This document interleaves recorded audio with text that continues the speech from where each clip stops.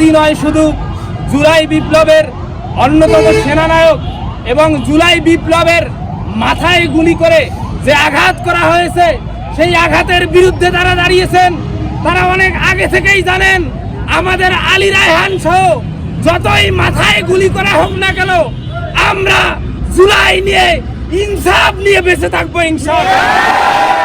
সম্মানিত ভাইয়েরা, তারা আমাদেরকে শহীদ করে দিয়ে, তারা আমাদেরকে গুলি করে, তারা আমাদেরকে রাস্তায় কুপিয়ে কখনো থামাতে পারে নাই, থামাতে পারবে না ইনশাআল্লাহ।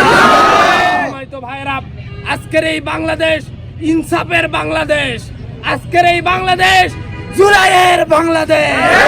আমরা বলতে চাই ইনসাফ এবং জুলাইকে ছোট করে দেখা, যেই প্রেতাত্মা মুজিব লীগ এবং মুজিব লীগের সাথে যারা আঘাত করতে চায় সেই নতুন বাংলাদেশের দুশ্মনরা সবাই জেনে নিন আমরা মুসলিম, আমরা সংগ্রামী, আমরা কখনো থেমে যাব না। এই জন্য বলতে চাই মুসলিম আমি, সংগ্রামী আমি, আমি চিররণবীর, আল্লাহকে ছাড়া কাউকে মানি না। নারায়ে তাকবীর, নারায়ে তাকবীর।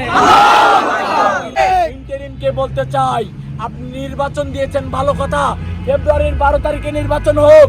ফেব্রুয়ারির 12 তারিখে আমাদের ওসমান হাদি ঢাকা 8 আসনে এমপি নির্বাচনে অংশগ্রহণ করবে এবং সাথে সাথে এই নির্বাচনের যে কতটা লেভেল প্লেইং ফিল্ড ঠিক থাকবে এটা আজকে আমরা বুঝেছি মাত্র।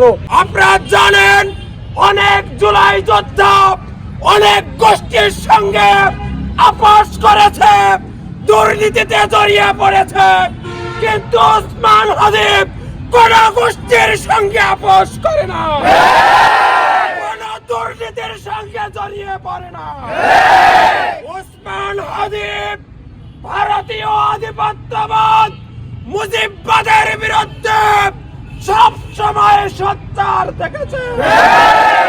তাই আজকে যে হামলা হয়েছে আমরা মনে করি এর সাথে ভারতীয় আধিপত্যবাদ এবং মুজিব গুন্ডারা জড়িত। সংগ্রামে উপস্থিতি সাম্প্রতিক সময়ে ওসমান হাদি চাঁদাবাজ টেন্ডারবাজদের বিরুদ্ধে শক্তিশালী কণ্ঠস্বর হিসাবে আবির্ভূত হয়েছিল।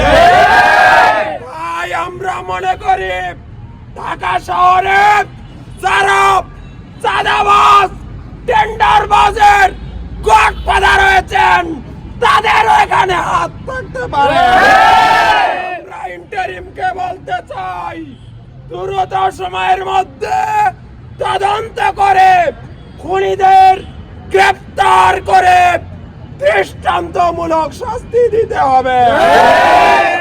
তাই জুলাই যোদ্ধারা আবারও জেগে উঠবে, আবারও রাজপথে এসে এই যেভাবে মুজিববাদকে নিপাত করেছে একই সঙ্গে চাঁদাবাজ টেন্ডারবাজদেরও এই বাংলাদেশ থেকে আস্থা করে নিক্ষিপ্ত করবে।